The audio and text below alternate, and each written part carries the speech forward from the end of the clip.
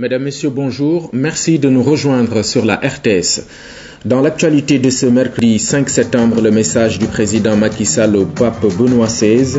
Des prières y sont sollicitées pour le retour de la paix en Casamance.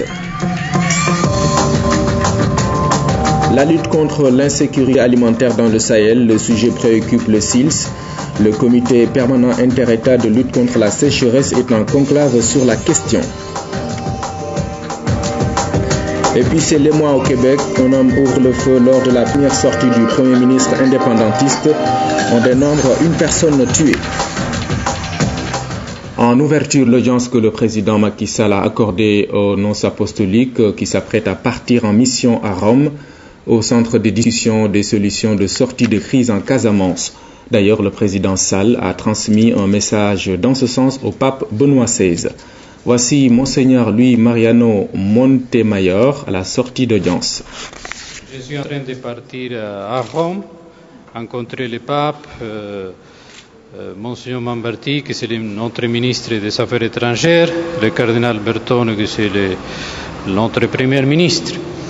Et alors, avec un sujet d'intérêt commun, que c'est la contribution de l'Église catholique et de l'Église universelle à l'obtention de la paix en Casamance. C'est une des priorités de la politique du président. Et ce n'est pas un secret qui nous intéresse très vivement parce qu'il y a des communautés catholiques très importantes en Casamance. Les conflits ont divisé non seulement les Sénégalais, mais même les Casamancais. Alors nous sommes intéressés d'aider le président dans tout ce qu'on peut, parce qu'il nous a invités à collaborer. Alors on a échangé un petit peu de vision sur la situation, sur les possibilités, sur des obstacles, des éventuelles solutions que je ne peux pas évidemment parler, mais a été le sujet essentiel. Et aussi, je porte le message du président au pape pour transmettre directement ce qu'il m'a dit. Et je reviendrai pour transmettre ce que les saints-pères et mes supérieurs vont nous dire. Surtout, on a parlé de la contribution des deux évêques de Casamance dans toute cette grande mission de pacification, et surtout dans le domaine de la pacification des âmes, la réconciliation des esprits entre les Casamancais et entre les Sénégalais. Une délégation de l'Association internationale des transports aériens a été également reçue par le chef de l'État. La structure a réaffirmé son soutien pour accroître l'investissement dans le secteur. Voici son président Anthony Tiller à sa sortie d'audience. Il est avec Pabiram Biguendiaï. On a eu d'intenses moments d'échange. C'est avant tout une visite pour booster le secteur de l'aviation au Sénégal. Vous savez que cela constitue un poids économique certain pour atteindre le développement durable. Nous avons beaucoup échangé sur les axes d'intervention pour faire de l'aviation un moteur de croissance économique. Je suis très heureux d'être au Sénégal. Le Sénégal qui est affilié d'ailleurs à notre organisme depuis 25 ans. Nous allons tisser des liens de partenariat fécond avec le gouvernement sénégalais. Je suis très satisfait de cette rencontre avec le président. Le chef de l'État est un homme très généreux. Ça a été un réel plaisir de discuter avec lui. Pour moi, c'était une belle opportunité. Le site de recasement de la foire accueille 246 familles. Sur place, la fondation Servir le Sénégal continue donc son élan de solidarité. En plus de leur prise en charge, la fondation leur distribue de la nourriture et organise des consultations. Suivons ce reportage de René Léon Fonseca. Ce matin, la dame Sadio Sen peut tranquillement égrener son chapelet. Devant la porte de son box, elle regarde d'un bon œil ses 7 filles s'amuser. Et pourtant, derrière ces sourires innocents, se cache un véritable calvaire.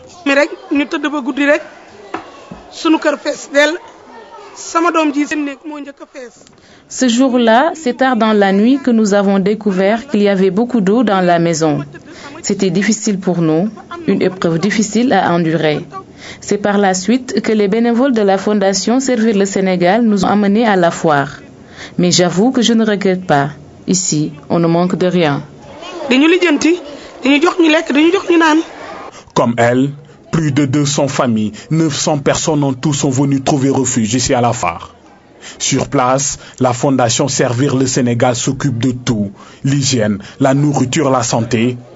Rien n'est laissé au hasard. Depuis ce matin, le service sanitaire affiche complet. Le docteur Khan semble débordé. Les consultations vont bon train.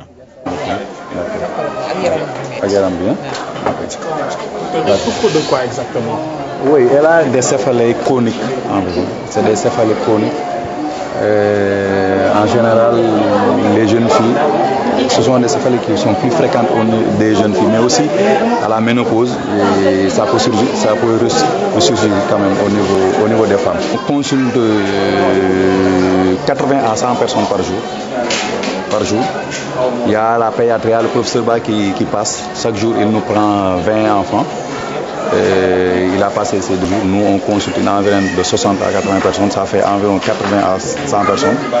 Et on a aussi une vingtaine, voire 25 femmes enceintes qu'on prend en charge. Au même moment, de l'autre côté, des enfants sont regroupés pour un jeu. Des questions leur sont posées, des récompenses offertes. Et cela les amuse beaucoup. Qui dit enfant parle de quelque complexité dans la question de la prise en charge. Parce que l'enfant n'a pas le niveau de conscience de l'adulte. Il a ses besoins spécifiques. C'est ainsi que, par exemple, nous avons créé ici un cadre d'animation et de distraction pour occuper les petits-enfants.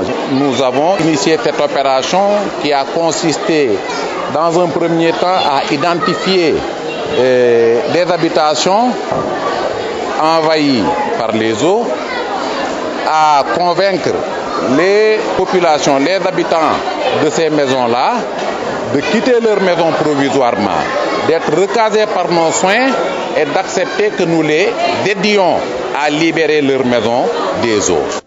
Aujourd'hui, la plupart de ces familles recollent petit à petit les morceaux perdus. Grâce à la Fondation Servir le Sénégal, elles retrouvent de plus en plus le réconfort et la joie de vivre. La mort d'un maçon en banlieue, c'est suite à l'effondrement d'une dalle affectée par les eaux de pluie. Un autre accident du travail qui relance le débat sur cette question. Mamadou Sambambo. Les pluies et inondations constituent un facteur aggravant des risques professionnels.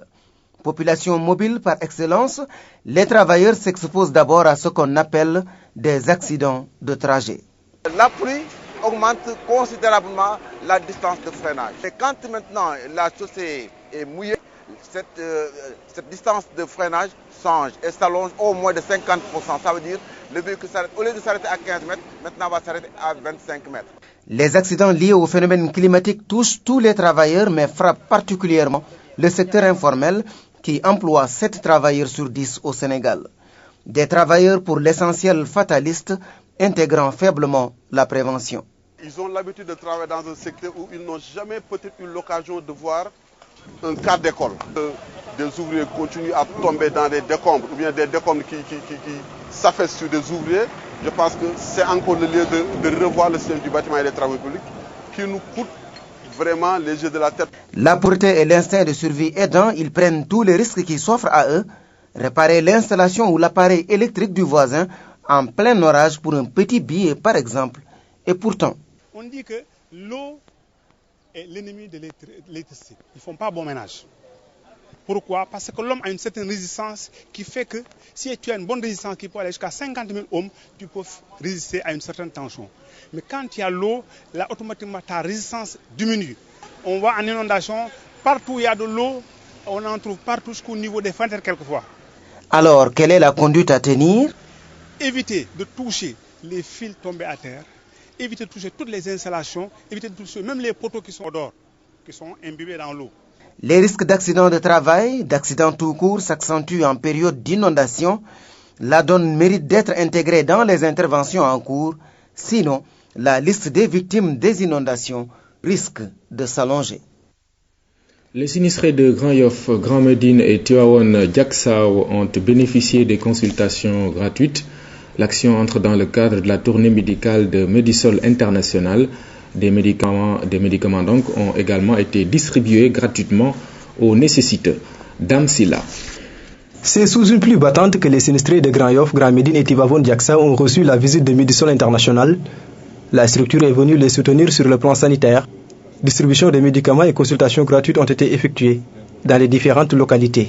Je me réjouis d'être là pour venir vraiment visiter ces populations démunies qui sont recasées dans cette école et leur témoigner de toute notre affection et de toute notre disponibilité à les secourir sur le plan sanitaire.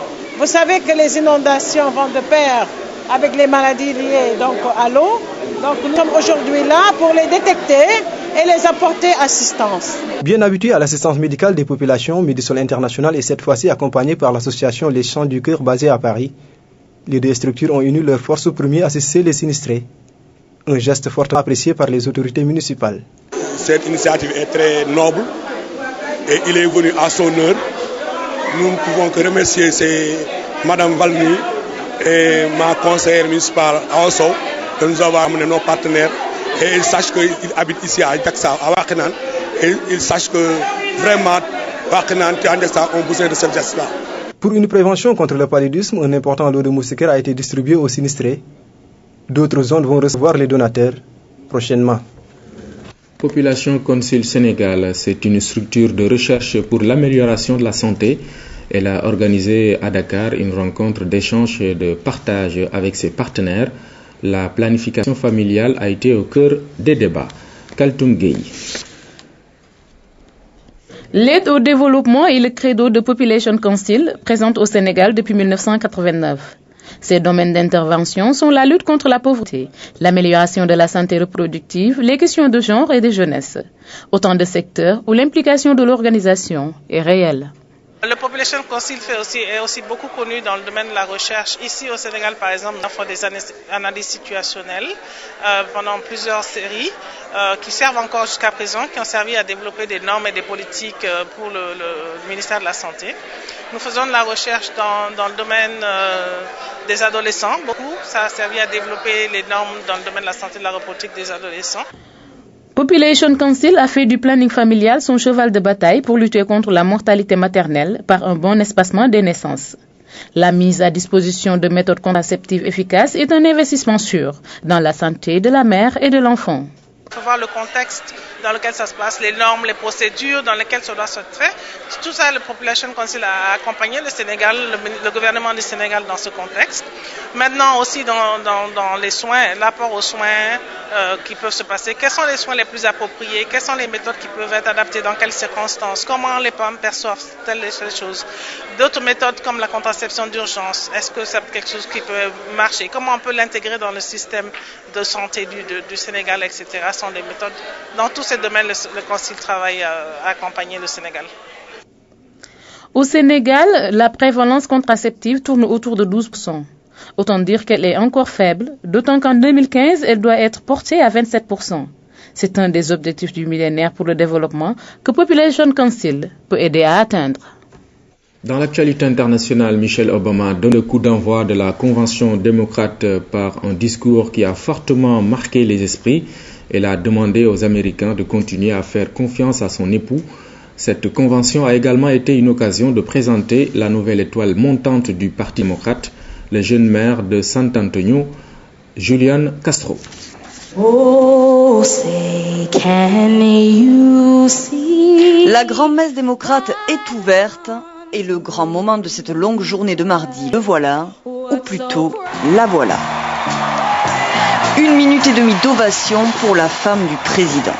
Michelle Obama, face aux milliers de délégués de la ville de Charlotte, a galvanisé la foule puis capté l'attention avec un discours célébrant son mari, le même homme, dit-elle, après 4 ans de présidence.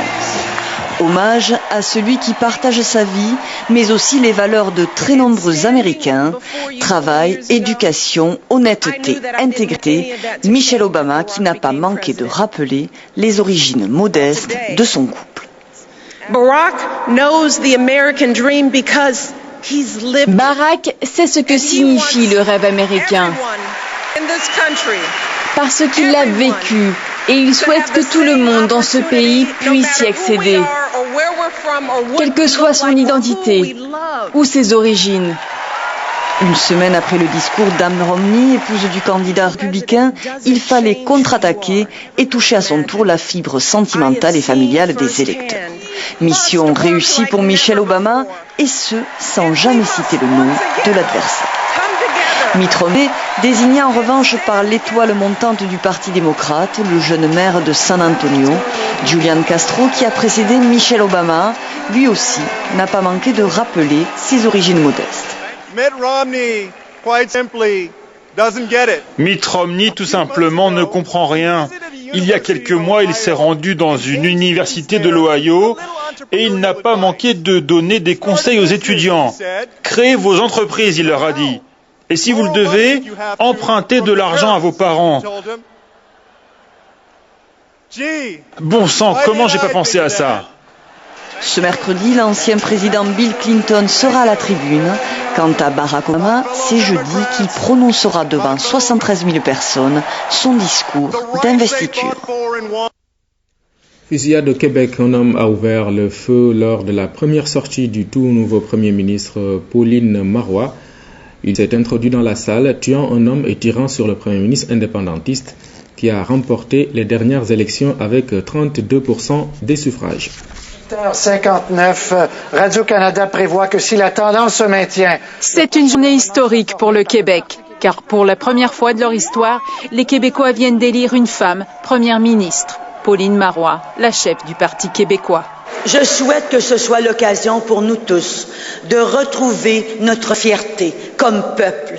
Mais le gouvernement que va former le Parti québécois, qui prône la souveraineté du Québec, sera minoritaire, car les péquistes n'ont pas remporté suffisamment de sièges pour obtenir la majorité. Les défis seront nombreux pour la nouvelle première ministre. Nous saurons trouver les compromis nécessaires à la bonne marche de l'État. Les Québécois ont donc voté pour un changement de régime. Après 9 ans de pouvoir, les libéraux ont perdu ces élections. Le Premier ministre sortant, Jean Charest, a même perdu son siège de député de Sherbrooke, sa ville natale. L'occasion d'abord de vous dire du fond du cœur un grand merci de nous avoir fait confiance pendant 28 ans. Pourra-t-il rester à la tête du Parti libéral du Québec qui va former l'opposition officielle? La défaite des libéraux est toutefois très honorable dans les circonstances, car les sondages prédisaient une bien meilleure performance à la coalition Avenir Québec, ce nouveau parti fondé par François Legault, un ex-homme d'affaires. La coalition termine finalement en 3e position. À noter l'élection à Montréal des 2 chefs du Parti Québec solidaire, le parti le plus à gauche de l'échiquier politique québécois, ainsi que l'entrée au sein de l'Assemblée nationale de Léo Bureau-Bloin, ce jeune homme de 20 ans qui a été un des leaders de la crise étudiante du printemps dernier. Il devient ainsi le plus jeune député du Québec. Un drame cependant dans cette soirée électorale. Le discours de victoire de Pauline Marois a été perturbé par un individu armé qui a tiré sur la foule, tuant une personne en blessant une autre. L'homme a aussi tenté de mettre le feu dans la salle où se tenait le rassemblement péquiste. Nous revenons en Afrique de l'Ouest avec cette réunion régionale sur les perspectives agricoles et alimentaires au Sahel. Cette rencontre a été initiée pour élaborer des stratégies pour suivre la conduite de la campagne agricole 2011-2012. Le comité permanent inter-État de lutte contre la sécheresse dans le Sahel compte s'investir pour éviter une insécurité alimentaire dans la zone. Pour prévenir l'insécurité alimentaire dans la zone du Sahel, le SINS a pris les devants. Le comité inter-État de lutte contre la sécheresse dont le Sahel va suivre la conduite de la campagne agricole 2011-2012. Cette campagne agricole s'annonce très favorable par rapport aux cultures. Parce que à ce jour, je dois dire qu'au niveau du Sénégal, tous les postes pluviométriques sont excédentaires, sauf Tambacounda qui a rejoint la normale la semaine dernière. Et quand je dis normale, c'est la normale de 1971 à 2000. Ces opérations vont permettre à cette organisation internationale d'avoir des statistiques fiables sur les récoltes de cette année. Ainsi, des dispositions seront prises pour assister les pays qui n'auront pas eu la chance de bénéficier d'une bonne pluviométrie. C'est évident que c'est bon cette année, c'est bon. Sauf que, comme je le disais, il y a un contraste toujours dans la région sahélienne. Si l'année dernière on a eu un déficit important, cette année nous crions, ou du moins nous parlons d'inondations, malheureusement, qui ont fait des pertes humaines. Pour le bilan de toutes ces activités, le SINS donne rendez-vous à ses membres au Niamey au mois de novembre. Une autre rencontre sera tenue au mois de décembre à Ouagadougou pour échanger sur la prévention et la gestion de la crise alimentaire dans la zone du Sahel. Pour la tenue de sa première édition, l'association Les Chants du Cœur a aidé 150 personnes à venir passer leurs vacances au Sénégal. Elle a aussi saisi l'occasion pour sceller un partenariat avec la mairie de Dakar. L'association regroupe des Sénégalais vivant en France. Djeina Badja. Elle a 20 ans, Khadigé vit à Paris avec une mère handicapée. Et elle est venue en vacances grâce à l'association Les Chants du Cœur. Par rapport aux années précédentes, les billets nous coûtaient beaucoup trop cher, qu'il fallait économiser toute l'année et que pour les vacances scolaires, on ne pouvait pas vraiment se permettre de partir en vacances pour justement venir à Dakar l'été. Au total, 150 personnes ont bénéficié de cette initiative.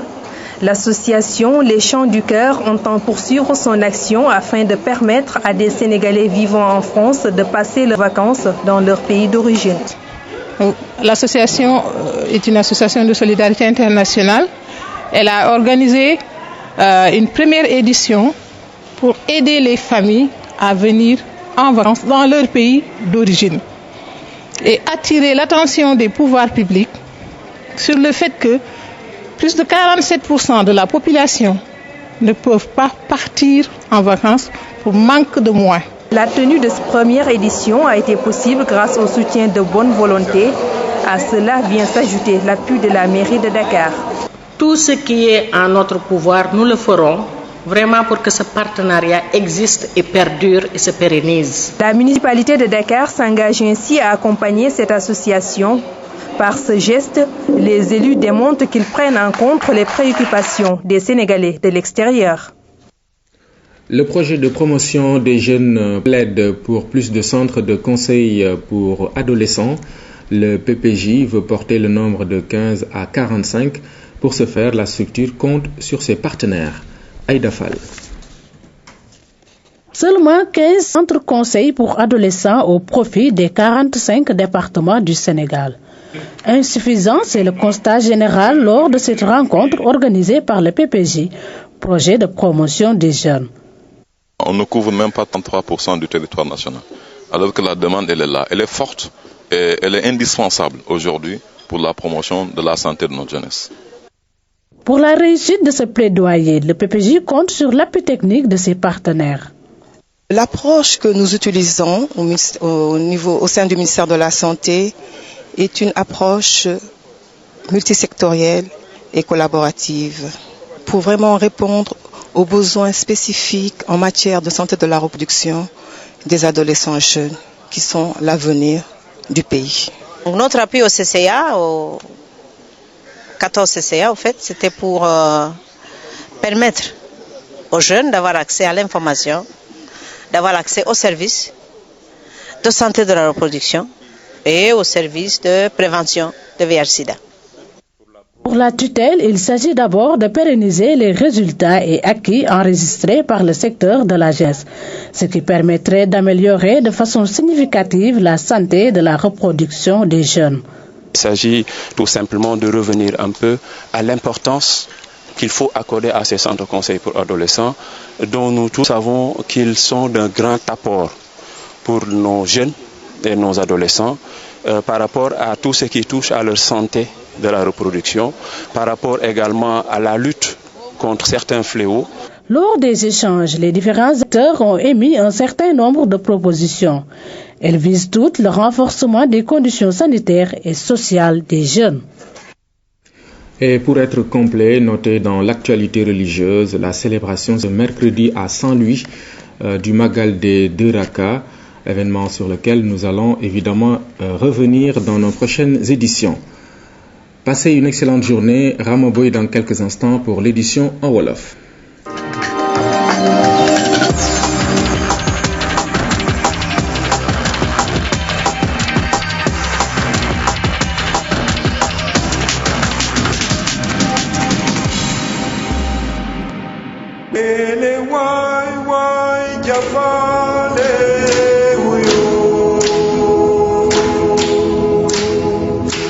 Jambana la